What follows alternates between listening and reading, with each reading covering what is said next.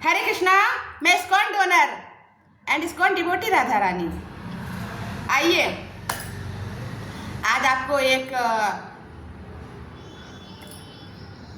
बहुत दुलारी जिसके दुलार की कोई क्वांटिटी नहीं, कोई सीमा नहीं कि किस स्तर की दुलारी, उस स्त्री के बारे में बताते हैं। कौन है वो स्त्री?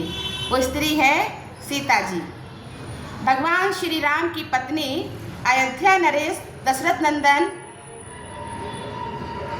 श्री राम की पत्नी सीता। श्री रामचरितमानस में गोस्वामी तुलसीदास जी सीता जी के दुलारों की व्याख्या कर रहे हैं। कैसे कर रहे हैं, सुनिए। पलंगे पीठ तजी दो गोद हिंडोला, ओसिए पग धरणी न अवनी कठोरा। पलंग पीठ तजी गोद हिंडोला, ओसिए पग धरन अवनी कठोरा। सीता जी ने जनकपुर में कभी धरती पर पैर नहीं रखा था। पलंग पर रही, पलंग महाराज जनक की पीठ पर रही, नौकरों की पीठ पर रही और फिर झूले में झूली। वो सीता रूपी कन्या अयोध्या में ब्याह करके आई थी। है ना बहुत दुलारी? संसार में दूसरी स्त्री इतनी दुलारी हुई ही नहीं और ना होनी है, होनी भी नहीं है। अगर इतना दुलार किसी लड़की को मिल जाए तो वो तो 10 मुकदमे करवा देगी पड़ोस में।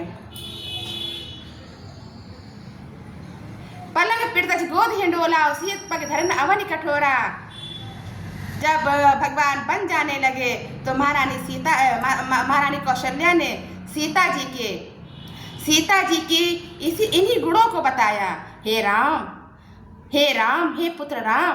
वो सीता बन जाने के लिए कह रही है, वो सीता बन जाने के लिए बोल रही है। कौन सी सीता?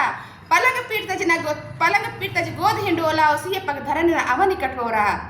ले जाओ पुत्र। आज वो सीता कंकड़ और पथरीली जमीन पर चलने की बात कर रही है और शांत प्रिय स्वभाव से वनवास को पूरा करके दिखा दिया। आज तो बस घर में अगर मेड लगी है और एक दिन मेड नहीं आई तो पूरे घर में पता चला। छत में बर्तन फेंका गया, कमरे में बर्तन फेंका गया, पोर्टिको में बर्तन फेंका गया। अरे आज बर्तन मांजना पड़ रहा है।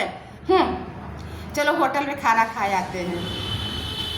जिम्मेदारियां से दूर हो चुका है आदमी। मेड की निर्भरता इतनी ज़्यादा बढ़ चुकी है कि मन का समर्पण और एक दिन की जिम्मेदारी उठाने में आदमी बहुत थकावट का अनुभव कर रहा है। हरे कृष्णा, धन्यवाद।